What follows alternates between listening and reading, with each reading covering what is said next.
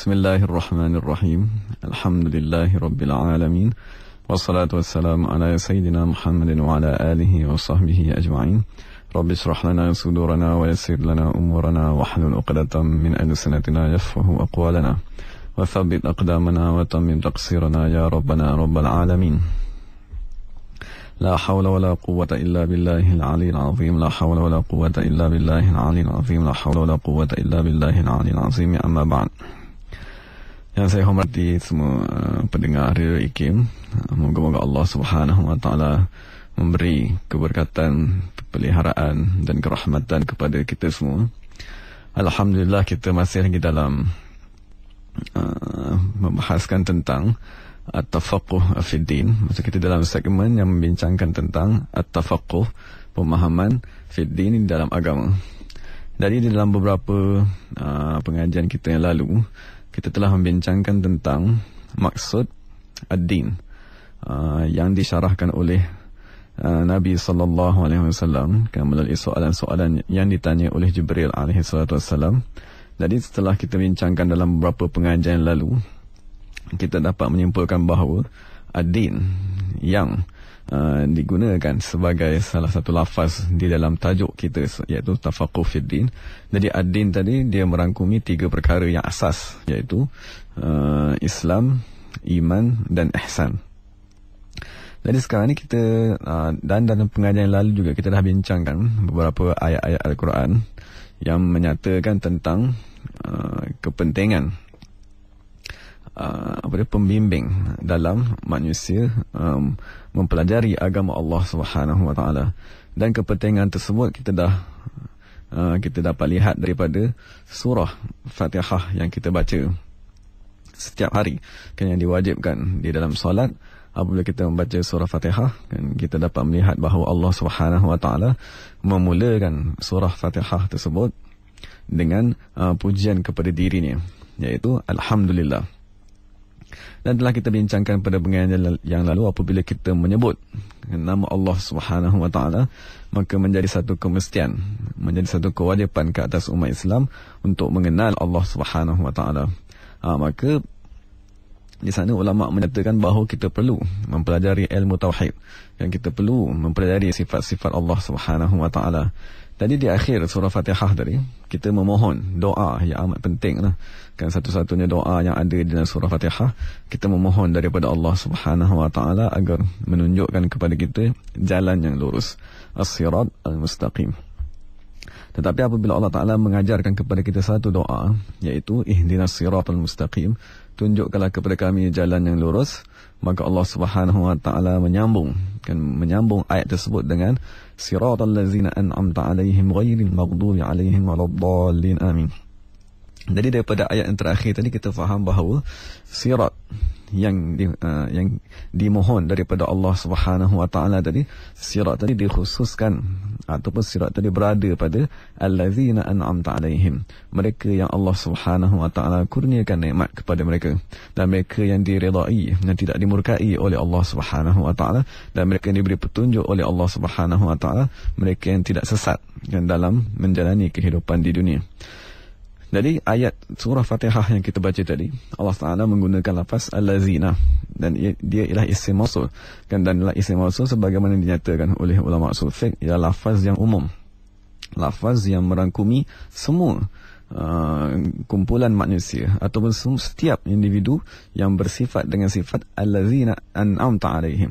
Maksudnya sesiapa yang diberi nikmat oleh Allah Subhanahu wa taala, dan Allah Taala meredai orang tersebut, dan Allah Taala memberi taufik, hidayat kepadanya, maka orang tersebut adalah orang yang layak untuk kita pelajari daripada mereka sirat mustaqim, jalan yang lurus, agar kita sampai kepada Allah Subhanahu wa taala. Jadi secara umumnya kita telah maklum, kan, bahawa apabila kita membaca di dalam surah Fatihah, kita memohon daripada Allah Subhanahu wa taala agar menunjukkan kepada kita jalan yang lurus. Tetapi kita iring doa tersebut agar Allah Subhanahu wa taala menunjukkan kepada kita jalan bagi orang-orang yang dikurniakan nikmat. Jadi sebagaimana telah kita bincang, kepentingan ataupun perkara yang amat penting yang nak diajar oleh Allah Subhanahu wa taala ialah kamu mesti mencari allazina an'amta 'alaihim. Maksud sekiranya kamu ingin kan benar-benar memahami sirat mustaqim, setiap zaman kamu perlu mencari mereka-mereka yang telah dikurniakan dengan nikmat oleh Allah Subhanahu wa taala. Dan mereka tadi disyarahkan oleh Nabi Muhammad sallallahu alaihi wasallam sebagai al-ulama warathatul anbiya. Maksudnya manusia-manusia dikurniakan oleh ilmu daripada Allah Subhanahu wa taala, maka mereka ialah pewaris sebagai Nabi Muhammad sallallahu alaihi wasallam. Dan daripada mereka lah, daripada ulama-ulama tersebut, daripada mereka yang dikurniakan oleh ilmu Allah Subhanahu wa taala, maka daripada mereka lah kita akan mengambil ilmu-ilmu daripada Nabi Muhammad sallallahu alaihi wasallam. Jadi sekarang ni kita telah maklum bahawa fardu ain yang wajib ke atas setiap individu, kan fardu ain yang diwajibkan oleh Allah Subhanahu wa taala ke atas setiap umat Islam ialah mengenal Allah Subhanahu wa taala di dalam ilmu tauhid dan berhambakan zahirnya, beribadat dengan zahir jasadnya kepada Allah Subhanahu wa taala. Dan ketiga, dengan mengikhlaskan hatinya, maksud dengan al-ihsan, maksud dengan membersihkan hatinya agar dia tadi boleh membuang diri sifat-sifat yang mazmumah daripada dirinya. Jadi dalam kesempatannya hari ini kita cuba nak membincanglah sedikit tentang cara tadi. Bagaimanakah kita sebagai umat Islam, kan kita yang menjadi kewajipan ke atas diri kita untuk mendapatkan dan untuk mencapai ketiga-tiga fardu ain yang wajib ke atas diri kita tadi, maka kita mestilah mengetahui cara. Moga-moga dengan kita mengetahui cara tadi, kita tidak tersalah dalam usaha untuk menyempurnakan tuntutan asas fardu ain ke atas setiap umat Islam. Jadi apabila kita bincangkan fardu ain yang pertama, ilmu tauhid, maka ataupun ilmu yang ditanya oleh Jibril terlebih dahulu ialah tentang Islam. Maka Islam kita maklum bahawa kita boleh mempelajari kan tentang cara ibadat daripada buku-buku yang telah ditulis oleh ulama ataupun ditulis oleh fuqaha, ahli fiqh radhiyallahu taala anhum. Jadi daripada kecil kita telah mendidik, kan Islam mengarahkan ibu bapa mendidik anak-anak mereka semenjak daripada kecil lagi, mendidik mereka dengan ibadat seperti sembahyang, seperti puasa, kan, seperti membaca Al-Quran. Jadi untuk kita mendapatkan fardu ain, kan, yang daripada sudut fiqh tadi, maka kita pelajari kefarduan-kefarduan yang wajib ke atas diri kita. Apabila kita tadi balik, maka pertama sekali kita mesti telah mempelajari tentang sembahyang. Kerana apabila kita balik, kita mesti menunaikan solat. Apabila kita lebih dewasa, kan, apabila kita lebih besar lagi, ibu bapa akan memberi kepada kita duit, kan, duit. Maka pada ketika itu kita perlu mengajarkan kepada anak kita, ini ialah akad yang betul, kan, ini ialah akad yang haram, ini ialah perkara yang tak dibenarkan, ini ialah kesalahan dalam jual beli dan sebagainya. Apabila sampai satu masa seseorang individu tadi ingin berumah tangga, maka pada ketika itu dia wajib mempelajari tentang perkara-perkara yang berkaitan dengan rumah tangga. Jadi itulah yang ulama kata fardu ain di dalam ilmu fiqh. Maksud fardu ain yang mesti diusahakan oleh setiap umat Islam yang berkaitan dengan amalan zahirnya. Dan amalan zahir ini berbeza, kan, mengikut setiap individu daripada individu yang lain. Apabila seseorang tadi sampai, kan, seruan dan mempunyai kemampuan untuk menunaikan haji, maka pada ketika itu dia wajib, kan, dia wajib mempelajari tentang rukun-rukun haji, perkara yang membatalkan haji, perkara yang perlu wajib, perkara-perkara wajib di dalam haji, kerana pada ketika itu dia ingin melaksanakan haji. Maka ulama kata apabila kamu ingin melakukan apabila sesuatu ibadat tadi wajib ke atas diri kamu, maka pada ketika itu kamu wajib mempelajarinya. Jadi sekiranya seseorang muslim tadi, kan, dia sememangnya tidak berkemampuan untuk menunaikan haji, ataupun dia tidak mempunyai keperluan, kemampuan tidak cukup untuk dia tadi menunaikan haji, maka sampai bila-bila pun dia tidak diwajibkan untuk mempelajari tentang perkara yang berkaitan dengan haji. Tapi kita lihatlah kita hari ini, kita sebagai umat Islam, kan, kita sebagai individu Muslim, boleh dikatakan setiap individu Muslim tadi setiap hari mereka membuat urus niaga dengan wang. Tapi kita lihat adakah setiap individu, setiap orang Islam tadi mempelajari, kan, serba sedikit tentang akad-akad yang dihalalkan di dalam Islam, kan, akad-akad yang diharamkan, apakah yang takrifkan dengan riba dan sebagainya. Jadi sekiranya kita tadi tidak mempelajari ataupun sekiranya kita tidak mendalami fardu ain di dalam ilmu fiqh yang berkaitan dengan kewangan, maka dikhawatiri banyak akad yang kita lakukan tidak sah, kan, dikhawatiri banyak urus niaga yang kita buat, kan, bertahun-tahun pada hakikatnya melanggar hukum Allah Subhanahu wa taala. Jadi sebab itulah menjadi fardu ain ke atas umat Islam untuk mempelajari tentang hukum hakam yang zahir, yang berkaitan dengan ibadat, kan perkara yang membatalkan wudu, kan perkara yang membatalkan semayang, dan yang berkaitan juga dengan muamalat, kan perkara yang berkaitan dengan munakahat, kan berkaitan dengan pemerintahan negara. Itu semua ialah perkara-perkara fardu ain yang dituliskan oleh ulama fiqh radhiyallahu taala anhum ajma'in, yang menjadi fardu ain ke atas setiap individu mengikut kedudukan masing-masing. Kan sekiranya seseorang tadi sememangnya sampai bila-bila pun tidak ingin ataupun tidak terlibat ataupun dia tidak dikurniakan kemampuan oleh Allah Subhanahu Wa Taala untuk menunaikan haji, maka sampai bila pun dia tidak wajib untuk mempelajari tentang haji. Tetapi apabila kita dah sampai masa ataupun kita baru seseorang yang baru baligh, apabila sampai saja bulan Ramadan, maka pada ketika itu wajib ke atas dia mempelajari tentang puasa. Itu kewajipan yang dihukumkan sebagai fardu ain di dalam ilmu fiqh. Maka menjadi setiap individu, maksud setiap umat Islam perlu menilai dirinya.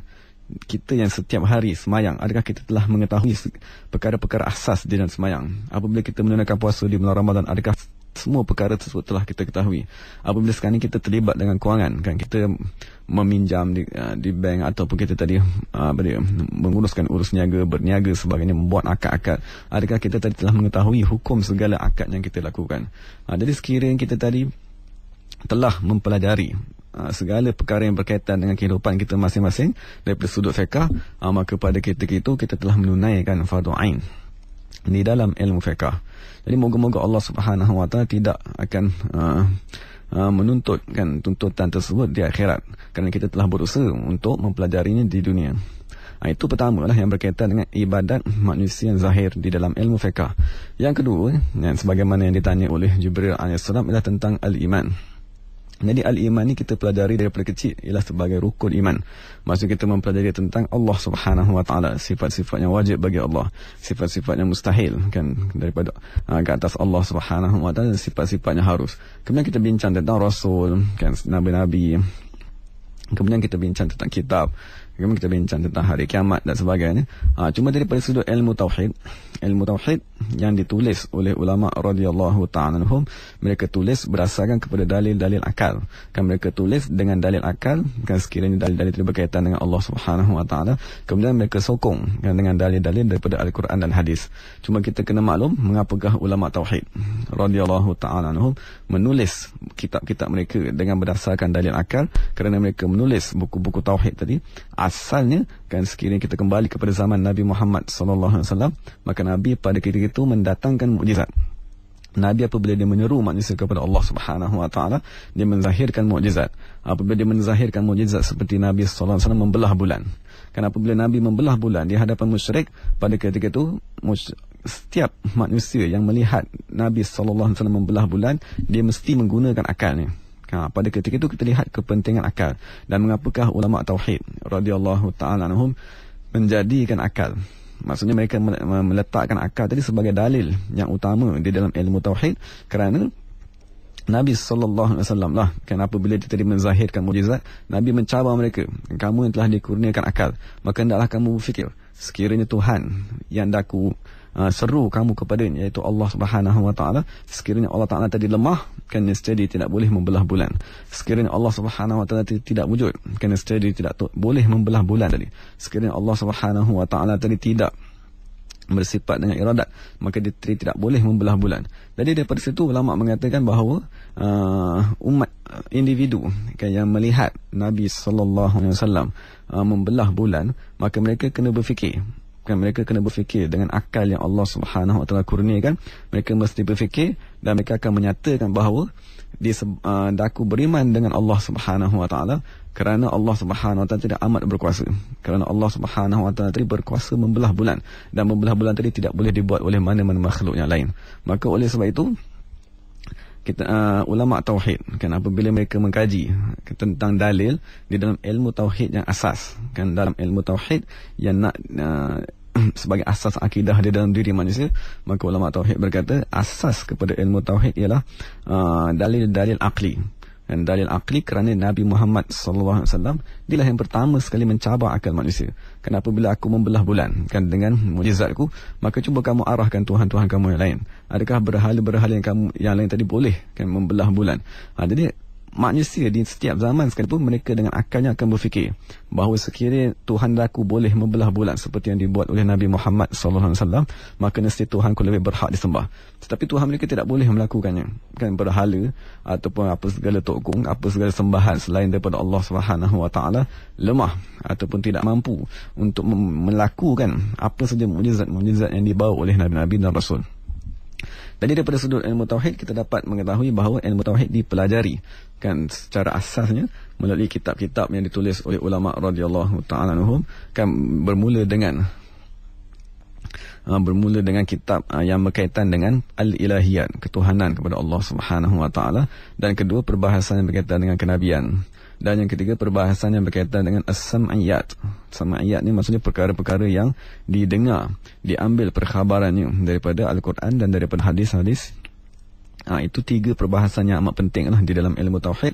Dan setengah ulama seperti Imam Ghazali radhiyallahu ta'ala anhu, dia menambah perbahasan yang keempat, dipanggil sebagai lawahiqul mu'taqadat, maksudnya perkara-perkara yang dihubungkan dengan akidah-akidah, seperti perbahasan tentang Isra' dan Mi'raj, kan, seperti perbahasan sahabat-sahabat yang paling afdal, kan, kedudukan tertib sahabat-sahabat radhiyallahu ta'ala anhum, ketika membahas tentang keramat dan sebagainya. Itu semua ulama panggil sebagai lawahiq al-mu'taqadat, perkara yang berkaitan dengan akidah-akidah yang perlu diiktikadkan oleh umat Islam seluruhnya sebagai satu dasar fardu ain.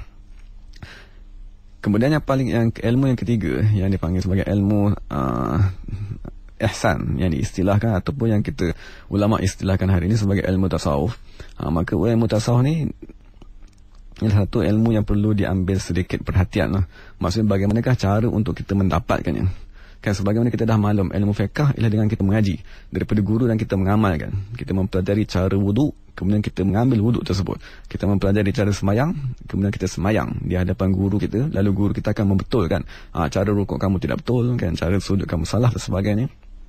Adapun ilmu tauhid, kita mengambil akidah tersebut daripada guru, dan kita mendengar syarahan daripada guru, kemudian kita ikat di dalam hati kita, dan kita ikat pegangan tersebut dengan kuat di dalam hati kita, maka itu dipanggil sebagai ilmu akidah. Cuma yang terakhir sekali ialah ilmu al-ihsan, yang disyarahkan oleh ulama radhiyallahu ta'ala anhum sebagai al-ikhlas. Jadi al-ikhlas ialah ilmu yang berkaitan dengan hati manusia, kan, ilmu yang berkaitan dengan hati manusia. Adapun ilmu tauhid yang dibincangkan di awal tadi, dia berkaitan dengan akal. Maksudnya dia ialah penghudahan di dalam akal mempercayai Allah Ta'ala bersifat dengan esa, kan, Allah Ta'ala bersifat dengan kudrat. Adapun ilmu fiqh, dia berkaitan dengan zahir jasad manusia. Maksudnya zahir jasad manusia tadi, sujud, kan, meletakkan kepala di tanah ataupun rukuk sebagainya. Cuma kita ada satu ilmu yang terakhir yang dipanggil sebagai ilmu tasawuf. Ilmu tasawuf berkaitan dengan hati manusia. Cuma yang menjadi persoalannya, bagaimanakah cara untuk seseorang tadi mendapatkan ilmu tasawuf, ataupun bagaimanakah cara seseorang tadi mengamalkan ilmu tasawuf tersebut. Jadi sebagai untuk mendekatkan gambaran, sekiranya kita tadi ingin kita ada satu perjalanan, maksudnya kita ada satu perjalanan, kan, yang jaraknya lebih kurang 100 km, maka datanglah seorang ulama radhiyallahu ta'ala, tentang seorang guru ataupun seorang ulama, dia menulis. Dia berjalan setiap 10 km, dia kata akan berlaku macam ni. Kemudian dia berjalan lagi 10 km yang seterusnya, dia kata kamu akan melihat bukit. Dia berjalan lagi 10 km, kamu akan berjumpa dengan sungai. Dia berjalan lagi 10 km, dia akan menceritakanlah apa yang dia lihat dan apa yang berlaku dalam setiap kilometer yang dia jalan tadi tu. Jadi apabila seseorang tadi, pengembara tadi telah berjalan merentasi 100 km, maka siaplah satu buku yang dia tulis pengalamannya semasa melintasi jalan tersebut, kan, itu dia. Jadi sekarang ni apabila kita membeli buku yang ditulis oleh pengembara tadi, ataupun kita membeli buku yang dia tulis, dan kemudian kita baca buku tersebut, dalam 10 km yang pertama kita akan melihat perkara ini, kan, 10 km yang kedua kita akan melihat bukit, 10 km yang ketiga kita akan melihat sungai. Jadi persoalannya sekarang, apabila kita membeli buku tersebut dan kita membacanya bersendirian, ataupun kita jadikannya sebagai bahan bacaan, persoalannya, adakah orang yang membeli buku tadi dan membaca buku tersebut, dia telah melintas 100 km tadi? Jadi mana-mana, kan, manusia yang berakal pun akan berkata tidak, kan, kerana dengan semata-mata membaca buku yang ditulis, kan, oleh pengembara tentang perjalanannya, Maksudnya dia mengembara 100 km ataupun dia mengembara mendaki Gunung Everest. Kemudian dia menulis satu buku. Lalu kita pun membaca buku tersebut. Jadi persoalannya, dengan semata-mata membaca buku yang ditulis oleh pengembara yang telah berjalan tadi, tidak akan menyebabkan kita sampai kepada tempat yang telah mereka sampai. Bahkan dengan membaca buku tersebut, kita mempunyai panduan yang lengkap. Kita mempunyai panduan tentang apakah yang akan berlaku. Sekiranya berlaku masalah ni, apakah yang akan kita bagaimanakah cara kita menghadapi masalah tersebut. Setelah 10 km apa yang akan kita hadapi, itu kelebihan apabila kita membeli buku panduan tersebut dan kita baca. Tapi yang perlu kita yang fahami sekarang, kan, mana-mana orang pun dengan semata-mata dia membeli buku panduan mendaki Gunung Everest ataupun perjalanan mendaki Gunung Everest, dan sekiranya dia baca sampai habis buku itu sekalipun, dia masih lagi belum sampai ke puncaknya. Bahkan dia masih kekal di dalam rumahnya. Cuma yang ada pada dirinya ialah pengetahuan tentang jalan, pengetahuan tentang cerita yang berlaku sepanjang perjalanan seorang pengembara di dalam gunung untuk mendaki gunung tadi. Jadi begitulah juga ilmu tasawuf yang amat agung tadilah, maksudnya ilmu tasawuf yang berkaitan dengan hati manusia. Jadi kita dah bincang sebelum ni bahawa ulama-ulama menulis di dalam ilmu tasawuf, kan, seperti Imam Ghazali radhiyallahu ta'ala anhu, dia menulis kitab Minhajul Abidin, dan seperti Ibnu Athaillah As-Sakandari, kan, dia menulis kitab Al-Hikam, dan beberapa ulama yang lain lah, begitu ramai lagi ulama-ulama yang menulis di dalam ilmu tasawuf. Jadi sekarang menjadi persoalan ni, bagaimanakah cara untuk kita mendapat ilmu tersebut? Bagaimanakah cara tadi untuk kita mendapatkan keikhlasan, kan, sebagaimana yang ditanya oleh Jibril kepada Nabi Muhammad SAW. Jadi untuk kita menjawab soalan tersebut, maka kita telah bersepakat bahawa dengan semata-mata kita membaca buku yang berkaitan dengan ilmu tadi ataupun yang berkaitan dengan ilmu tasawuf, kita telah yakin bahawa dengan semata-mata membaca, kita tidak akan mencapai ataupun kita tidak akan sampai ke hujung perjalanan tadi. Maka semestinya ada satu amalan yang diwajibkan di dalam Islam. Maka semestinya ada satu kerja, kan, yang disyariatkan oleh Allah Subhanahu Wa Taala untuk membolehkan hati kita tadi sampai kepada keikhlasan yang dituntut oleh Allah Subhanahu Wa Taala. Jadi apabila kita membaca ayat-ayat Quran, kan, ataupun kita mengkajilah ayat-ayat yang Allah Subhanahu Wa Taala turunkan di dalam Al-Quran yang berkaitan secara khusus dengan hati manusia, sebagai contohnya ialah firman Allah Subhanahu Wa Taala, ala bi dzikrillahi tatma'innul qulub. Ketahuilah bahawa sesungguhnya dengan mengingati Allah Subhanahu Wa Taala, maka hati manusia itu dia akan tenang. Jadi sekarang kita dapat lihat ada ayat yang Allah Subhanahu Wa Taala turunkan berkaitan dengan akal manusia. Afala ta'qilun, kan, afala yanzurun, afala tatafakkarun, mengapa kamu tidak berfikir, adakah kamu tidak berakal? Dan ada ayat-ayat yang Allah Subhanahu Wa Taala arahkan jasad manusia melakukannya, sebagaimana aqimus solat, kan, hendaklah kamu mendirikan solat. Tetapi sekarang ni ada satu ayat yang secara khusus dinyatakan oleh Allah Subhanahu Wa Taala di dalam Al-Quran, dan ayat ini mengkhususkan tentang hati manusia. Maksudnya bagaimanakah cara kamu nak mendidik hati tadi? Bagaimanakah cara kamu nak membolehkan hati kamu itu ikhlas kepada Allah Subhanahu Wa Taala dalam seluruh ibadat? Maka Allah Subhanahu Wa Taala sendiri yang mengajar. Kan, Allah Subhanahu Wa Taala sendiri yang menjawab, ketahuilah bahawa sesungguhnya ibadat ataupun sesungguhnya amalan yang aku syariatkan ke atas umat Islam seluruh dunia, yang aku syariatkan ke atas mereka untuk menjadikan hati mereka tadi baik, untuk menjadikan hati mereka tadi ikhlas kepada Allah Subhanahu Wa Taala, ialah dengan bizikrillah, dengan berzikir, mengingati Allah Subhanahu Wa Taala. Jadi sekarang kita lihat bahawa untuk kita tadi membersihkan hati ataupun kita meningkatkan hati kita daripada satu keadaan kepada satu keadaan yang lain, maka arahan ataupun tugasan yang diwajibkan oleh Allah Subhanahu Wa Taala ialah dengan berzikir, dengan menyebut nama Allah Subhanahu Wa Taala. Dan kita telah bincangkan sebelum ni bahawa daripada ketiga-tiga fardu ain tadi, maksudnya apabila kita ingin mempelajari ilmu tauhid yang menjadi salah satu daripada fardu ain, kita perlu mencari syekhun usuli, kan, maksud syekh yang amat mahir di dalam ilmu tauhid. Apabila kita ingin mempelajari ilmu fiqh, ilmu untuk membetulkan ibadat kita yang zahir, maka kita perlu mencari syekhun faqihun, maksudnya guru yang faqih, maksudnya guru yang memahami ilmu fiqh, untuk kita membetulkan adakah sembahyang saya sah, kan, adakah ibadat yang saya buat tadi diterima dari sudut zahirnya di sisi Allah Subhanahu Wa Taala. Jadi apabila kita ingin membersihkan hati kita, apabila kita membincangkan tentang ilmu tasawuf, maka ulama tasawuf radhiyallahu ta'ala mereka menulis dalam buku mereka, kamu wajib mencari syekhun mursyid, kan, maksudnya guru yang memberi petunjuk kepada kamu tentang perjalanan untuk sampai kepada Allah Subhanahu Wa Taala. Jadi sekarang apabila kita berjumpa dengan guru di dalam ilmu tauhid, maka guru tadi akan membuka kitab tauhid dan akan membacakan kepada kita, kemudian dia kata, hendaklah kamu i'tiqad perkara ini, kan, hendaklah kamu beriktikad Allah Taala bersifat dengan kudrat, hendaklah kamu beriktikad Allah Subhanahu Wa Taala bersifat dengan wujud, hendaklah kamu beriktikad Nabi Muhammad SAW ialah pesuruh Allah Subhanahu Wa Taala. Itu arahan yang akan diberikan kepada kita oleh guru yang mengajarkan kepada kita tauhid. Apabila kita berjumpa dengan guru yang kedua lah, yang dalam ilmu fiqh tadi, yang mengajarkan kepada kita fiqh, dia akan memberitahu kepada kita, hendaklah kamu semayang, kan, ini perkara yang membatalkan semayang, apabila sampai bulan Ramadan kamu kena menunaikan puasa, apabila sampai kemampuan kamu kena menunaikan haji, yang ini haram kerana ini riba, yang ini akad yang sah sebagainya.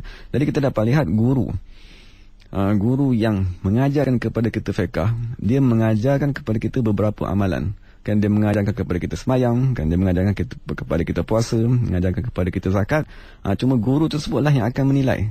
Guru yang mengajarkan kepada kita fiqh tadi, dia akan menilai, semayang kamu sekarang ni sah, kan, maksudnya rukun-rukun tadi kamu telah sempurna, bacaan Fatihah yang kamu baca tadi sah.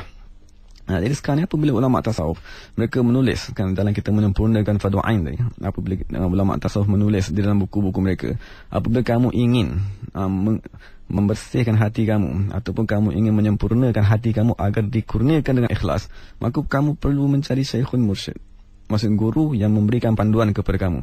Cuma apabila kita dah berjumpa dengan guru tersebut, kan, apabila kita dah berjumpa dengan syekh mursyid di mana-mana sekalipun, maka guru tadi mesti ada kerja yang akan diberikan kepada kita supaya hati kita tadi dikurniakan dengan keikhlasan. Okay, sebagaimana kita kata, apabila kita berjumpa dengan guru tauhid, dia akan memberi kepada kita kerja beriktikad Allah wujud, qidam, baqa' sebagainya. Apabila kita berjumpa dengan guru fiqh, dia akan mengajarkan kepada kita beberapa kerja, seperti hendaklah kamu semayang, hendaklah kamu sujud, hendaklah kamu rukuk, hendaklah kamu puasa, hendaklah kamu menunaikan haji, umrah, zakat dan sebagainya. Jadi apabila kita tadi berjumpa dengan guru yang dinyatakan oleh ulama tasawuf sebagai syekhun mursyid, dan guru tadi kerjanya ialah membaiki hati manusia, kerjanya ialah untuk supaya manusia tadi dikurniakan dengan keikhlasan daripada Allah Subhanahu Wa Taala, maka semestilah guru mursyid tadi akan memberi kerja, kan, sebagaimana guru fiqh dia bagi kita kerja semayang, kan, sebagaimana guru tauhid dia bagi pada kita kerja beriktikad, maka guru mursyid tadi yang bertugas untuk membaiki hati manusia, semestinya dia akan memberi kepada anak muridnya satu kerja. Dan kita dah kaji ayat Quran tadi, satu-satunya ayat, kan, yang Allah Subhanahu Wa Taala nyatakan untuk agar manusia tadi dikurniakan dengan ketenangan kepada hatinya ialah dengan semata-mata bizikrillah, dengan semata-mata berzikir, mengingati Allah Subhanahu Wa Taala. Jadi sekarang kita dapat gabungkan, kita sebagai umat Islam wajib mencapai keikhlasan. Kita diwajibkan oleh Allah Subhanahu Wa Taala agar ikhlas. Allah Taala berfirman, wa ma umiru illa liya'budullaha mukhlisin. Tidaklah manusia diperintahkan melainkan supaya ikhlas kepada Allah Subhanahu Wa Taala. Tetapi ikhlas ialah perkara yang berkaitan dengan hati manusia. Maka ada guru yang menjaga hati manusia, guru yang mengajarkan kepada manusia tasawuf yang diistilahkan sebagai syekh mursyid. Jadi sekarang ni apabila kita nak membaiki hati manusia tadi, maka guru yang nak membaiki hati tadi, dia mesti memberikan amalan seperti yang diarahkan oleh Quran, kan, sebagaimana Quran mengarahkan, ketahuilah dengan semata-mata zikir hati kamu boleh menjadi baik. Maka bila kita berjumpa saja dengan guru mursyid ini akan mengarahkan kepada kita berzikir. Sebagaimana apabila kita jumpa saja dengan guru fiqh, dia akan suruh kita semayang. Ini berzina kenapa buat, kan, ini minum arak kenapa buat. Tapi apabila kita berjumpa dengan guru mursyid, guru yang nak membersihkan hati kita, ketahuilah bahawa amalan yang akan diarahkan kepada kita, arahan yang ingin disampaikan kepada kita ialah dengan berzikir, kan, sebagaimana Allah Taala berfirman dalam Quran, yang Allah Taala kata tadi, wa ya ayyuhallazina amanu zkurullaha zikran katsira, kan, wahai orang yang beriman, hendaklah kamu berzikir, mengingati Allah Subhanahu Wa Taala dengan zikir yang sebanyak-banyaknya. Jadi sekarang kita faham arahan untuk semayang akan diajarkan kepada kita melalui guru fiqh. arahan untuk beriktikad kewujudan Allah, esanya Allah, kudratnya Allah akan diajarkan kepada kita melalui guru yang mengajarkan kepada kita tauhid. Tetapi arahan yang terakhir ni, arahan yang terakhir agar kita tadi bersih hatinya, arahan yang terakhir agar kita dikurniakan dengan ikhlas, tamakninah di dalam hati, ialah dengan kita tadi mencari guru yang diistilahkan di dalam ilmu tasawuf sebagai guru mursyid. Dan apabila kita berjumpa saja dengan guru mursyid, ketahuilah bahawa sesungguhnya bahawa guru tadi akan mengarahkan kepada kita agar berzikir. Kerana berzikirlah satu-satunya ibadat yang dinaskan oleh Allah Subhanahu wa taala, ala bizikrillahi tatma'innul qulub. Ketahuilah apabila kamu tadi berzikir dan mengingati Allah Subhanahu wa taala, hati kamu akan dikurniakan dengan ketenangan. Jadi sekarang kita faham, sekiranya kita tadi berzikir di bawah bimbingan guru yang mursyid, maka insya-Allah kan satu masa nanti kita akan dikurniakan dengan keikhlasan daripada Allah Subhanahu wa taala. Jadi amat menjadi satu kepentingan dan menjadi satu keperluan, satu kemestian ke atas umat Islam tadi untuk mohon daripada Allah Subhanahu wa taala agar mengurniakan kepada mereka ketiga-tiga guru tadi. Kan ketiga-tiga guru sebelum mereka tadi menghadap Allah Subhanahu wa taala, agar kita tadi boleh membetulkan akidah kita, dan agar kita tadi boleh membetulkan zahir ibadat jasad kita, dan yang terakhir sekali agar kita tadi dikurniakan dengan keikhlasan daripada Allah Subhanahu wa taala. Jadi mungkin setakat ini sajalah yang kita bincangkan pada hari ini. Moga-moga Allah Subhanahu wa taala memberi kefahaman kepada kita dalam agamanya dan mengurniakan kepada kita keikhlasan, taufik dan hidayahnya. Wa aqulu qawli hadza wa astaghfirullahal azim li wa lakum wa lisairil muslimin wal muslimat. Assalamualaikum warahmatullahi taala wabarakatuh.